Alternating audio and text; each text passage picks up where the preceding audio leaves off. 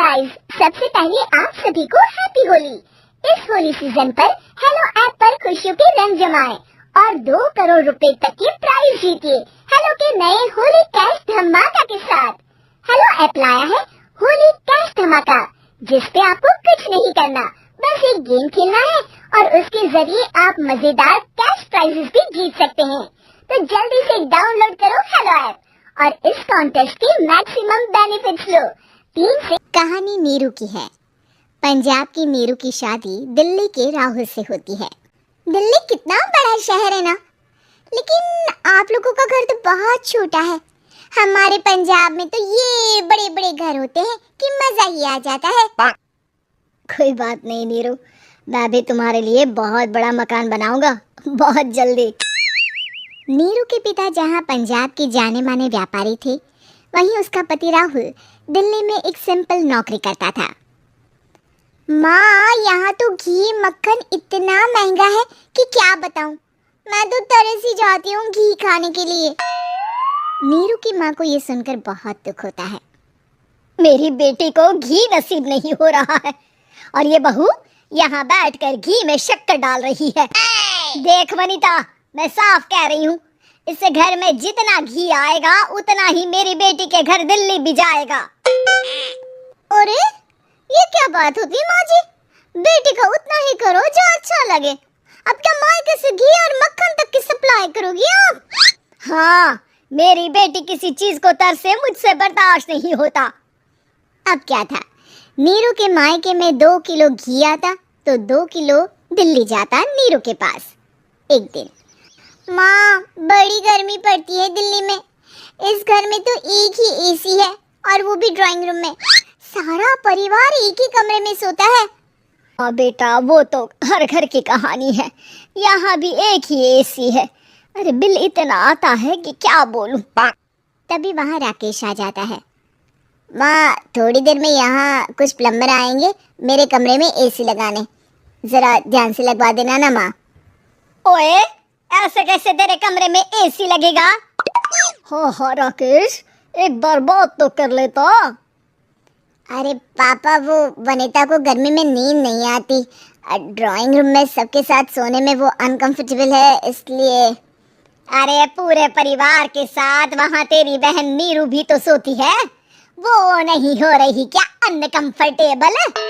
समझ रहा है ना? अगर एसी लगेगा तो एक दिल्ली में तेरी बहन के कमरे में भी लगेगा, तभी तू लगा सकेगा। राकेश वनीता को सारी बात बताता है। वनीता करती भी क्या, मन मारकर बैठ जाती है। माँ, ये लोग ठीक नहीं है, क्या करूं मैं? अरे बेटी, यहाँ आ जा, तू यहाँ आकर रह ले। अरे छोड़ दे ऐसे पति को। कैसे छोड़ दूं माँ? समाज क्या कहेगा, लोग क्या कहेंगे? वैसे भी मेरा एक बेटा है मयंक। अरे हटा बेटा, तेरी उम्र ही क्या है, इतनी परेशान रहेगी तो काम कैसे चलेगा। खैर, बात आई गई हो जाती है। माँ को लगता है कि नीरू ठीक है, तो वहीं नीरू के मन में एक ही लाइन चल रही होती है, यहाँ आजा। माँ ने तो बोल ही दिया है कि यहाँ आजा, बस मयंक थोड़ा सा बड़ा हो जाए, इन गरीबों को छोड़कर मैं वापस माँ के पास ही चली जाऊंगी। वो इसी सोच में बाजार में चल रही थी कि मैम, आपका दुपट्टा जमीन को छू रहा है। नीरू जैसे ही उस लड़की की तरफ देखती है, देखती ही रह जाती है। हाय रे, कितना सुंदर लड़का है ये। अब क्या हुआ? मैंने कहा आपका दुपट्टा। तो खुद ही उठा कर दे दो ना। लड़का समझ जाता है कि नीरू उस पर फिदा हो चुकी है। वो उससे उसका नंबर लेकर चला जाता है। अब क्या था, नीरू और रोहित में लगातार बातें होने लगती है। मैं हरियाणा का रहने वाला हूँ, यहाँ एक बड़ी कंपनी का मैनेजर हूँ। अच्छा, और कितने बच्चे हैं तुम्हारे? बच्चे? अरे मेरी तो शादी भी नहीं हुई है। तुम बताओ, शादी करोगी? नीरू शर्मा जाती है। अब लेकिन मैं तो पहले से ही शादीशुदा हूँ।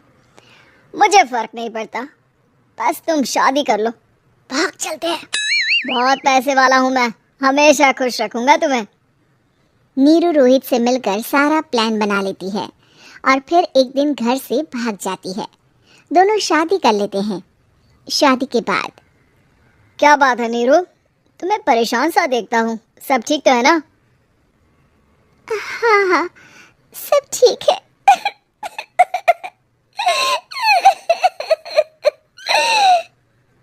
ये कहते कहते ही वो रोने लगती है।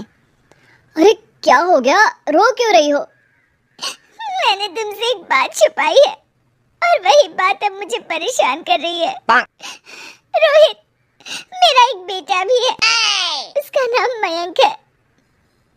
क्या बात कर रही हो, ये तुमने मुझे पहले क्यों नहीं बताया? देखो नीरू, मेरी माँ को मैंने ये नहीं बताया है कि तुम शादीशुदा हो। बच्चा मैं मैनेज नहीं कर पाऊंगा।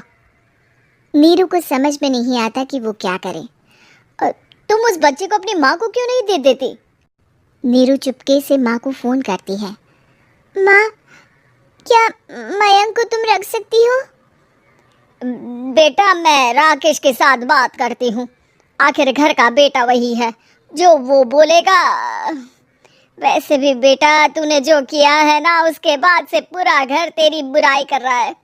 मैं भी अब किसी से तेरे लिए लड़ नहीं सकती।